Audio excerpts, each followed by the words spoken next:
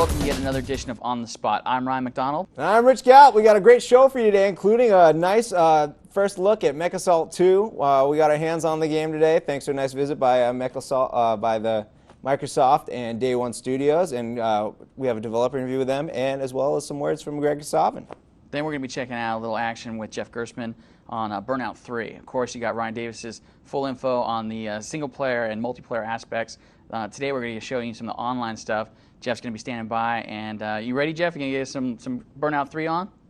Sure, Jeff looks ready to me. After that, we're going to take a look at Counter-Strike Source. Ryan ran up to a cyber cafe the other day, and cyber cafes all over the world were the first ones to get Counter-Strike Source. So Ryan got his hands on it. We'll see how that looked out. And also, we're going to have a live demo of Red Star, which looks like a pretty cool 3D action shooter.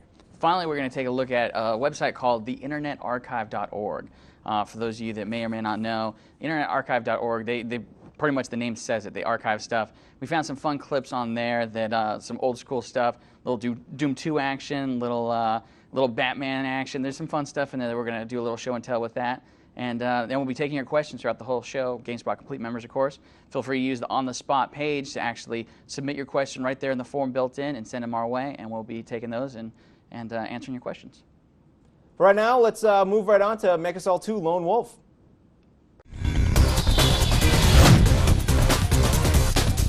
My name is Denny Thorley. I'm the president of Day One Studios. I'm here to talk about MechAssault 2 Lone Wolf for the Xbox. MechAssault 2 is obviously the sequel to our very successful MechAssault 1, which launched about 2 years ago with the launch of Xbox Live. We had a tremendous following, and we're very excited about the success of it, but we really weren't satisfied. We really wanted to push the envelope a little bit. So Live was coming out with some new features, which they refer to as Live 3.0, and we saw tremendous room for improvement on the game based on how the community would end up using MechAssault 1. So we took a step back and said, you know what, I think the single-player campaign, we really want to make that more immersive, and we've put a tremendous amount of emphasis on that. We've upgraded our graphics engine so the game is much more visceral.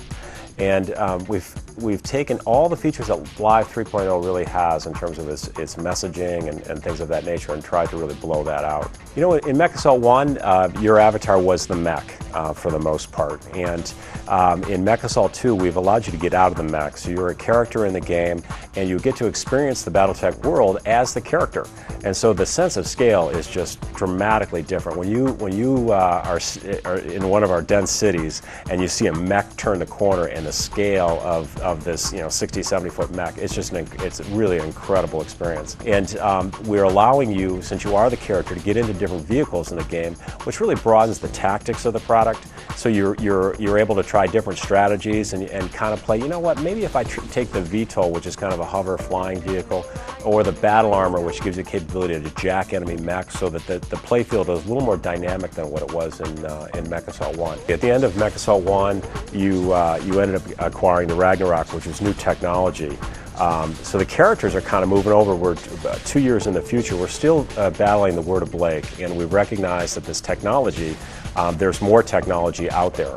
And we've taken the technology that you got at the end of the last game and kind of incorporated, and that's what made the battle armor. Then it kind of the story marches on. The difference between how we're presenting the game is pretty significant. In MechAssault 1, it was pretty much a mission, and then you go to a mission briefing.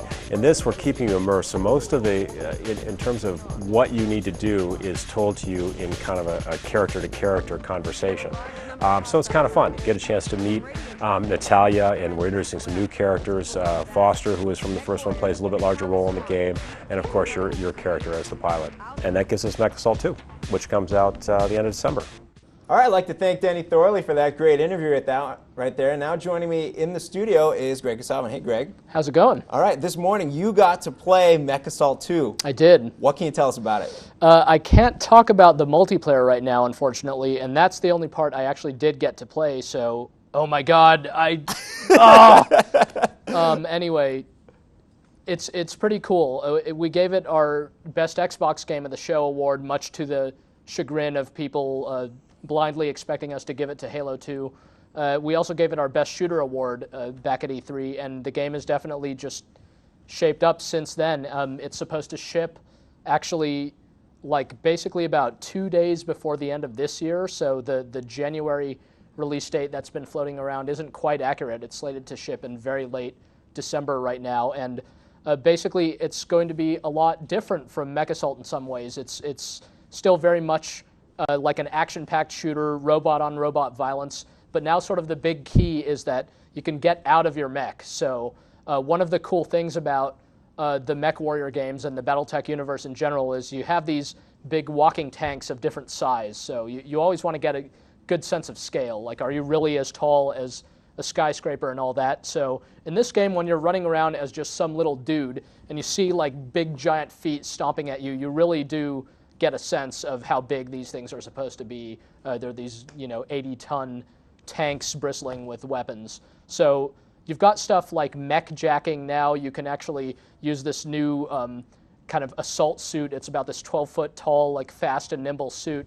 It can like claw into enemy mechs and basically like bypass their security and like cause the enemy pilot to just eject, without doing so on purpose. So the poor bastard goes flying out, and you get to get into his mech and hopefully stomp him dead or something nice like that. So this stuff will, as you might expect, figure into the online game, but it's also definitely part of the single player. So even though the single player campaign is going to be linear, like about 20 missions or so, you'll be able to use different tactics and strategies as you go through the missions, just because all the vehicles on the battlefield will theoretically be yours to control if you can figure out some clever way to get a hold of them. That's what I was going to ask. I remember seeing in the interview earlier we just saw with Denny, he said there are more vehicles available to. We have some great footage up right now of the battle armor of the Claw climbing up, but he also mentioned stuff about like a flying vehicle. We saw less of that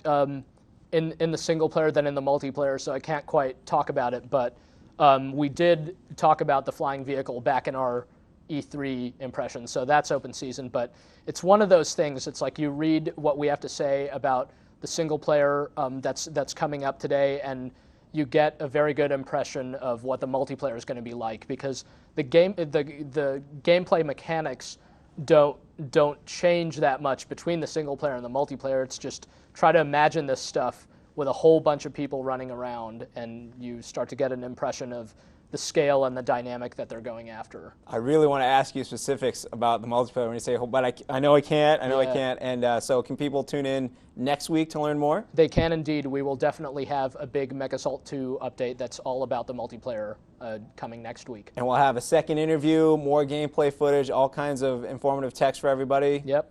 Great, can't wait. Well, thanks for coming by, Greg. Sure thing. And on with the show, Ryan and myself with Burnout 3. Earlier in the week, we had Ryan Davis go through a full video preview and text preview.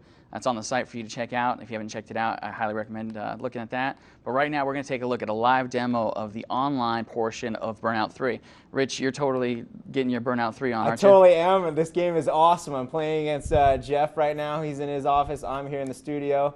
And right now, I think actually Jeff lapped me while we were waiting to play, which is why it says I'm in second, but he's behind me. And I took him down, apparently. You guys are actually playing the race mode right now, right? That's right, the race mode. And the way the race mode works is we're pretty much driving through traffic right now, as I'll demonstrate right here. Ooh.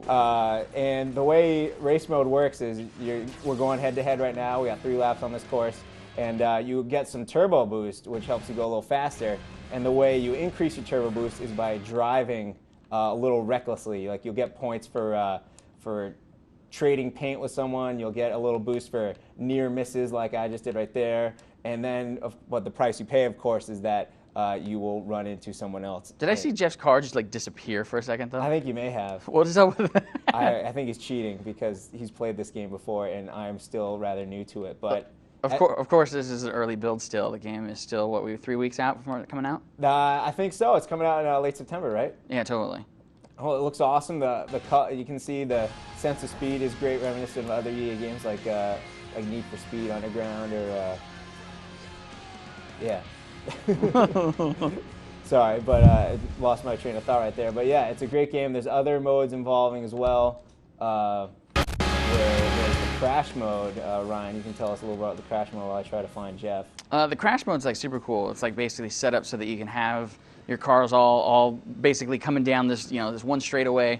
Most of the crash setups are for an intersection, so there's like tons of cars just lined up, tankers, all kinds of fun stuff, just to basically wreck your car into it as hard and as fast as possible. One of the interesting things about the online mode that we're showing today is the fact that In the regular game, the single-player game, you have aftertouch, which of course allows you to steer your car after you crash. So, for instance, if Rich was going to crash right there, all he'd have to do is get his R1 on and basically maneuver his car using the analog stick. It's not it's not perfect. It's not a way to make sure you hit everything possible, but it definitely gives you enough control to where you can steer your car into multiplier bonuses, as well as other vehicles. Of course, with the thought being that you're going to try to hit as many vehicles as possible to get your score as high as possible.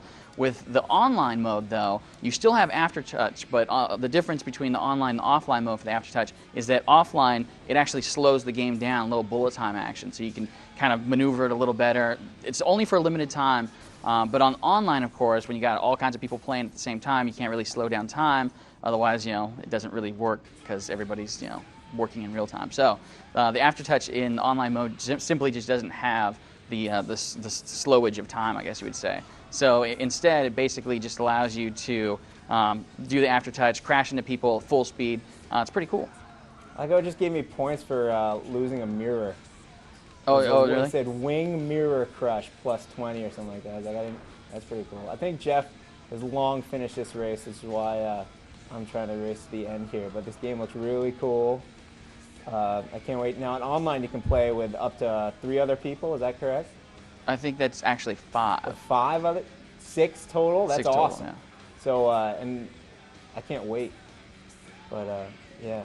Enough about Burnout 3. If I can go ahead and turn the attention to, don't get me wrong, I love my Burnout 3, and I have probably already logged in at least 25 hours or something crazy.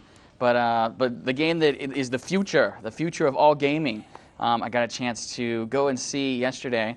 We've seen it in the past a few times, but Counter-Strike Source, Rich mentioned at the top of the show, we got a chance last night to go to a cyber cafe because yesterday at 3 o'clock exactly, Valve released basically CS Source for beta only for cyber cafes though. So if you look at steampowered.com, which is Valve's Steam site, they list all the cyber cafes around the world, not just in America or California, it's all over.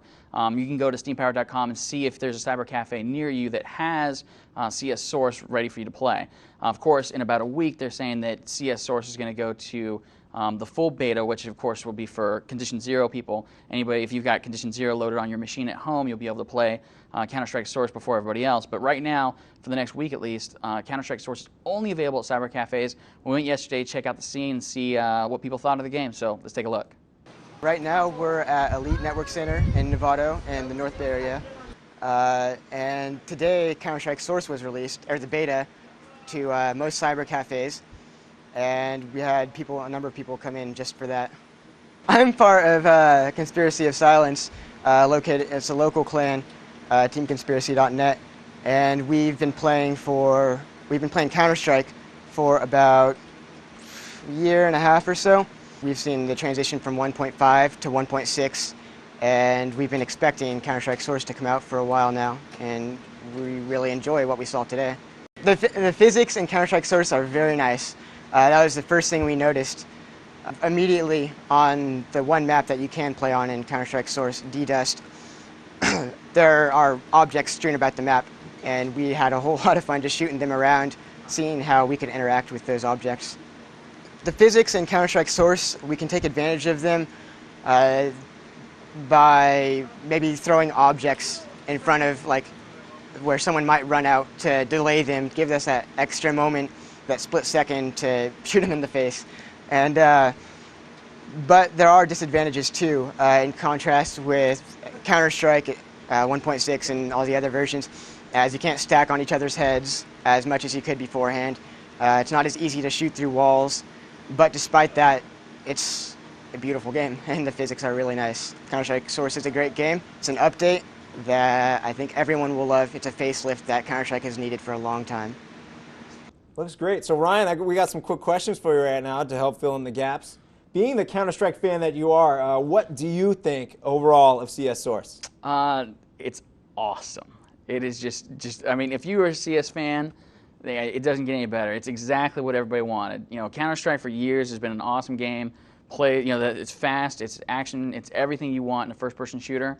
The only thing, of course, has been that the engine is starting to get old. You know, we've seen games like Battlefield Vietnam come out, Unreal Tournament, 2004, all these great-looking first-person shooters, and Counter-Strike, while we all love it, and that gameplay is still very exclusive to Counter-Strike. That fast Twitch-based first-person action.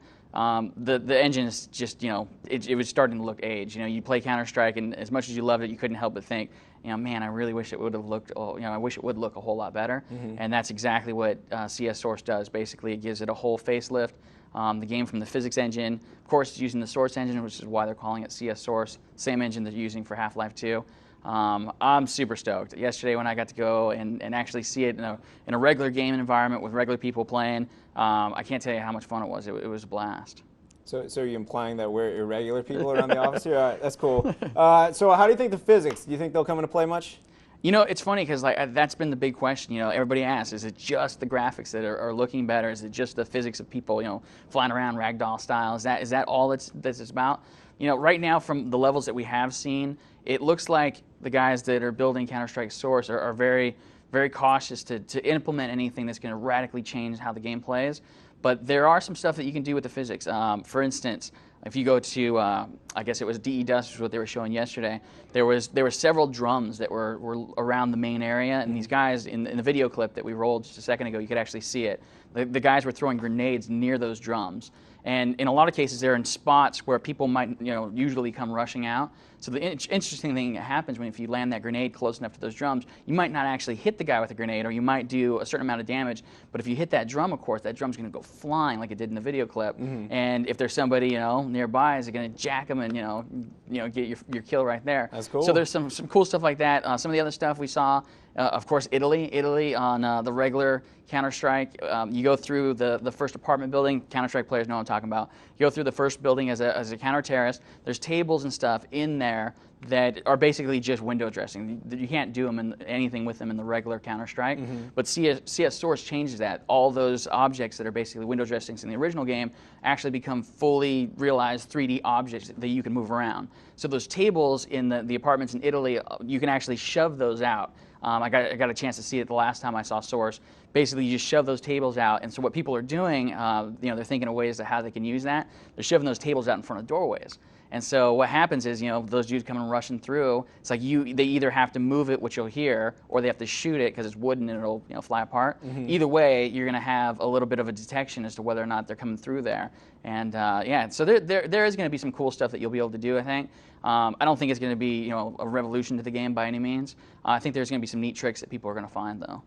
So finally, when will the public beta be released? Like I said, Counter-Strike Condition Zero players, basically anybody that has that game currently installed on their machine at home, you'll see in a week, Steam will basically have this thing that says, Counter-Strike Source beta, click on now to start downloading. And from what I heard from the people yesterday, the download's not that big.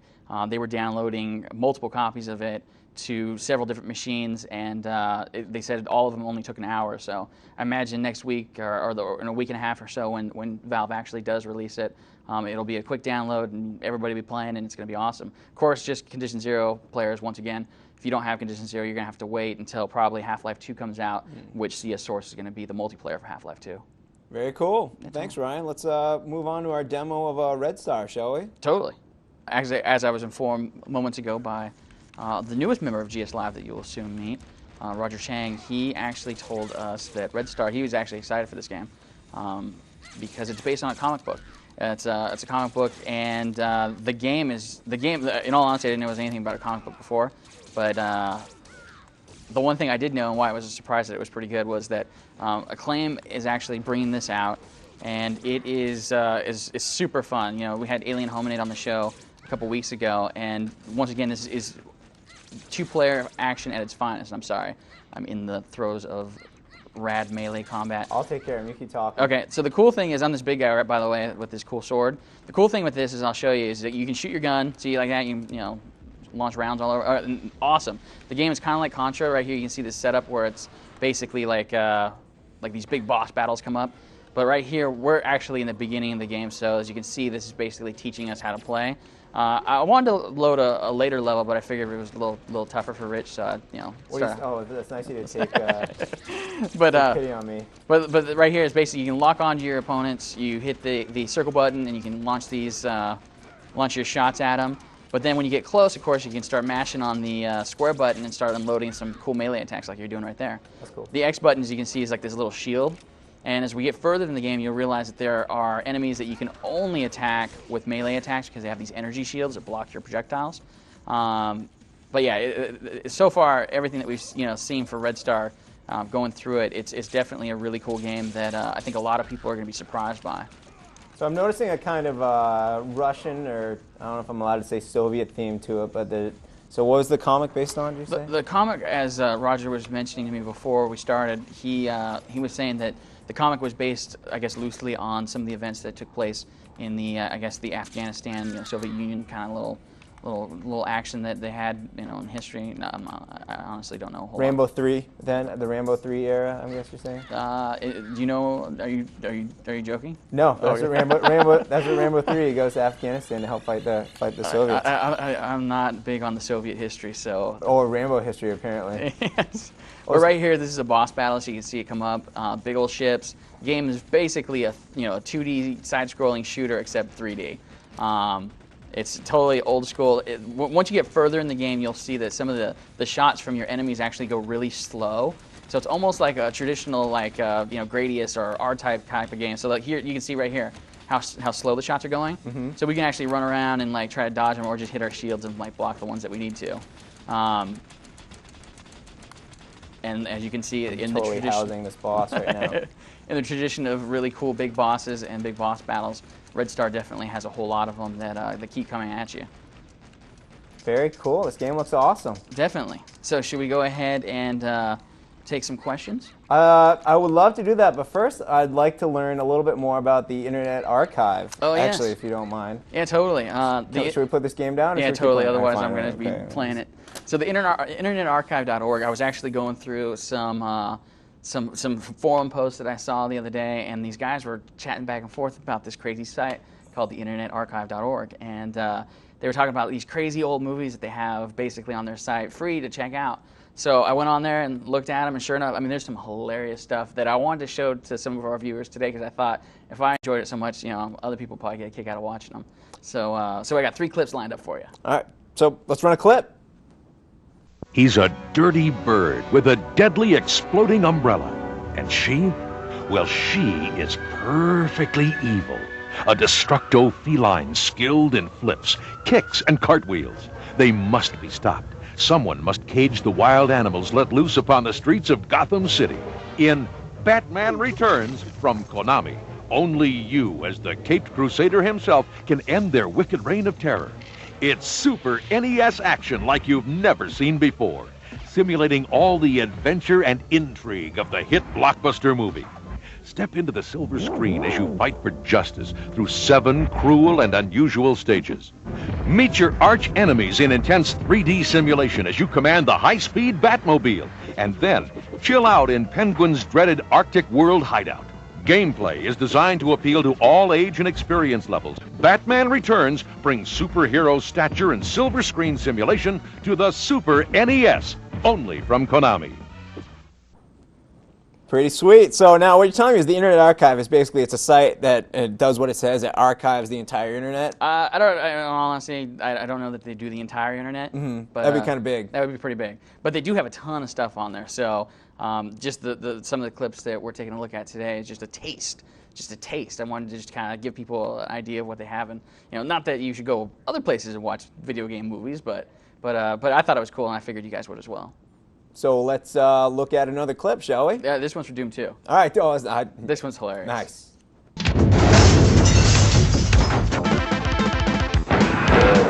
Doom 2 is just such a bigger, badder, better version of Doom. A lot of people out there waiting for it, for sure. This is pretty much more popular than football. Once you start playing, you're hooked. We have a lot of people asking what to expect in Doom 2, when's it going to come out, where is it going to be, where can they buy the game.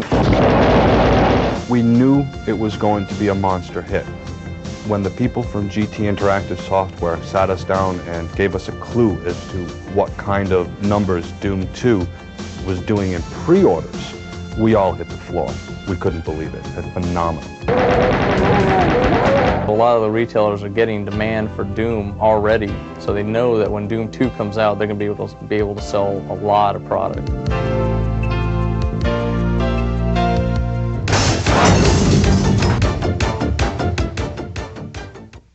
That was some sweet hair. That was John Romero, baby. That was John. That is John Romero. That is the man who birthed right. Doom himself, Doom 2, along yeah. with John Carmack. That's right. So the last clip, the first one we had was a little Batman action. This one's also Batman action, and it's kind of a little anticlimactic after the Doom 2 one. But it's funny to see how they used to do video game commercials, and that was when I was watching this one for the Adventures of Batman and Robin. It was a really cool Sega Genesis game for anybody that remembers. But so I had to show this clip not only because it was a cool game, but also it's amazing to look back and see what were those people think when they're making video game commercials back then. Let's check it out.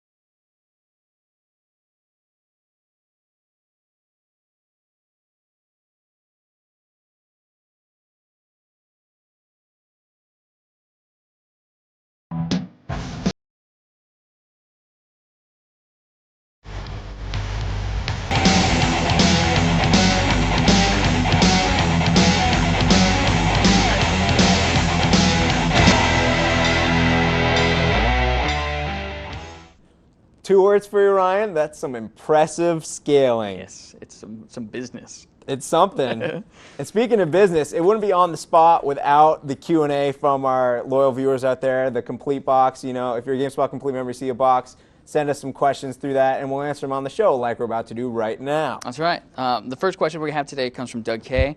He comes from Kirksville, Missouri. His question is, anything exclusive planned for the Xbox version of Doom 3? Do you know the answer to this one? I don't. I do. Doom 3 for the Xbox is actually going to have a co-op two-player mode. So there you go. There's the exclusive Xbox Doom 3 action. So you can say it's exclusive in that it's coming packaged with Doom 3, while there's a mod out there already for Doom 3. So I think are in the works, so you can play a co-op. And the other day you were asking me whether or not there was a mod that you can attach the flashlight to your gun. Mm-hmm. There totally is. That's right, and it's called the duct tape mod, right? Yeah. That's right. Very cool. All right, our next question is from Mark Raby in Columbus, Ohio. Given the ongoing legal controversy around games like GTA, do you think San Andreas might be a little lighter on the edgy content? Ryan? No. I'm gonna be honest. I would also say no. Yeah, those dudes are making their money, making those games outrageous, and that's what that series has always been about. So by any means, I have no reason to believe that they're going to change that going into the third game. So. I see no reason to change either. It's a lot of fun. I think most gamers out there, I'd say the vast majority, are responsible enough to separate, video game violence from real life violence, and we're doing a good job of that. So keep giving us great games, Rockstar. Thank you. The final question we're going to take today is from Orlando. This one comes from Arlington, Virginia. The question is, will you have any available for sale? Oh, will you have any GameSpot merchandise available for sale? Oh, I was wondering that. I was looking for the noun in that question, but I have a whole bunch of T-shirts sitting on my desk right now. They're mine. Can't have them, but. We'll have an online competition next week and give some away, though. That's great. Yeah, and actually, also, if you're looking for GameSpot merchandise like T-shirts, if you watch Let's GameSpot, which is another great show here on GameSpot, Trivia Challenge, we're always giving away T-shirts and whatever kind of stuff we have lying around. You always got some good notebooks stuff on or pens. That's why I have all the T-shirts at my desk. Yeah, so there's and of course, if you're looking for some GameSpot merchandise to buy, there's our E3 DVD. That's correct, and which is currently available. You just find it right off the main page. The other thing is, but we are thinking, more and more questions like this come in. We're definitely started thinking about getting ourselves a GameSpot store for people to come in and get the cool shirts and jackets and hoodies and all kinds of fun stuff that we have here, because it's pretty good stuff. Where's my hoodie? That's what I'm looking for. I got one for you. There you do? Yeah, totally. All right, cool. I'll hook you up after the Okay. show. All right. Speaking of after the show, I think we're just about done. It's about that time again, isn't it? correct. We're closing it out. So be sure to join us next Thursday live once again at 4 p.m. Pacific time. That's 7 Eastern in the United States. That's right. We're going to be giving away some more stuff next week, have a little online competition. There is some cool stuff that we got lined up.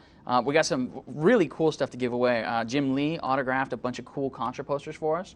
So our friends at Konami are hooking us up with that kind of stuff. And so be sure to watch. We're giving that stuff away. We're taking a look at the new Contra, as well as a ton of other cool surprises. So be sure to check back in with us.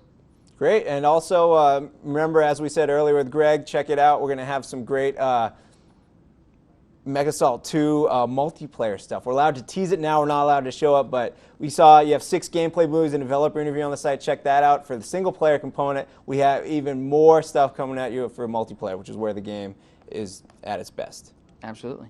So until next week. I'm Rich. This is Ryan. Well, thanks for everyone in the crew, Jim, Roger, and Dave, and all the guys down hanging out in Mexico. We miss you, but we'll see you next week here on the Spot.